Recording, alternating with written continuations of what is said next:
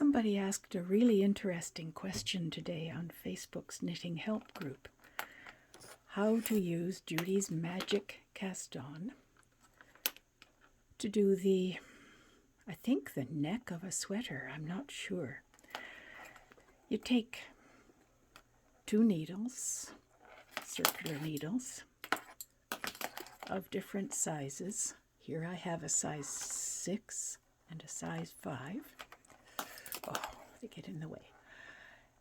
And you do a Judy's magic cast-on these 2 needles. Let me do that. If I can find the end of the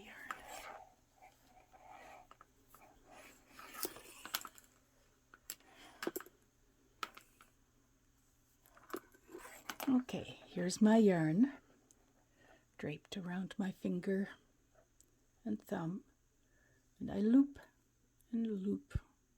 I can never remember which way is best. Loop and loop and loop and loop and so on until you have enough stitches.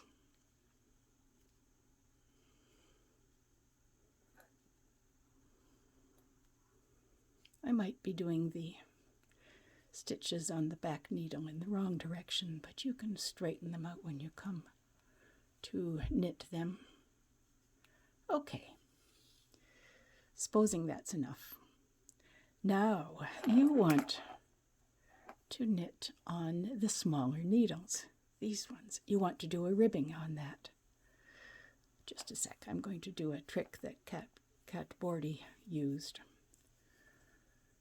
And just do a little half hitch here to secure the ends. It'll come out later.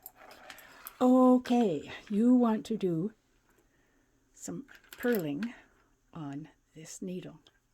This needle is just going to hang on to those stitches. Drag it through so the stitches don't slip off. It's kind of a stitch holder. You know, if you like, you can actually get a needle and sew a fairly large piece of yarn right through here and take this extra needle out. But we're going to live with it. It'll be a bit floppy, but don't worry. Okay. Find the proper end of the yarn. Get your size 5 needle ready to go. And, oh, tangly here. Knit, purl, and so on.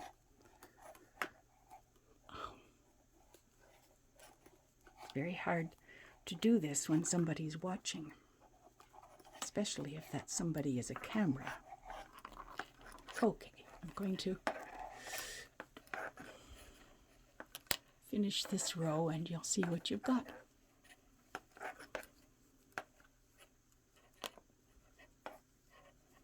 Oh, I hate having people watch me knit.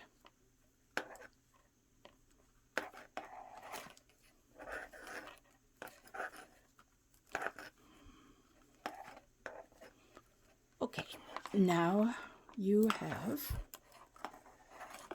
the beginnings of your ribbing on the size 5 needle, the 5mm needle, and you have the beginnings of the body of your sweater or whatever it is down here on the 6mm.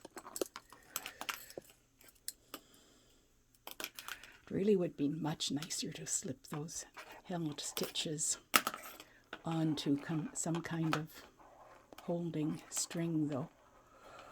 Okay, I'm going to knit some more and pause this. Okay, here you go. Let's pretend that we've got enough of a ribbing done and you've still got the stitches on hold, still on the size 6mm needle down at the bottom. Should be time to let's pretend it's time to cast off. If you still have this 6mm needle sitting there, What you could do is make a loose bind off with the bigger needle, just like everyone tells you to do to make a stretchy bind off. So I'll do that. Let's bind off. I'll save you the messy details. Just wait for a few minutes and I'll be back. There, here you go. You've got your little bit of ribbing with a nice stretchy bind off because you used the big needle in your right hand for the bind off. Now you're ready to use those stitches that are sitting there waiting for you on the 6mm needle. Don't need that 5mm anymore. Ta-da! Here you go with the 6. I would join in the yarn. Where'd it go?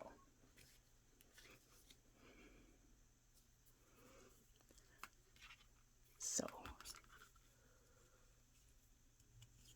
join in the yarn. Just join it, leave it there. And just start doing whatever you need to do here. Now, I did manage to get those stitches twisted as I was casting them on.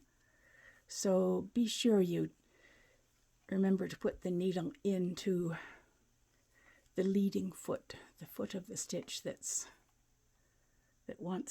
ahead. Otherwise it will twist. Be careful that you don't twist the stitches like I might have. There you go. Whoops. And you're ready to go with the rest of your work. Good luck.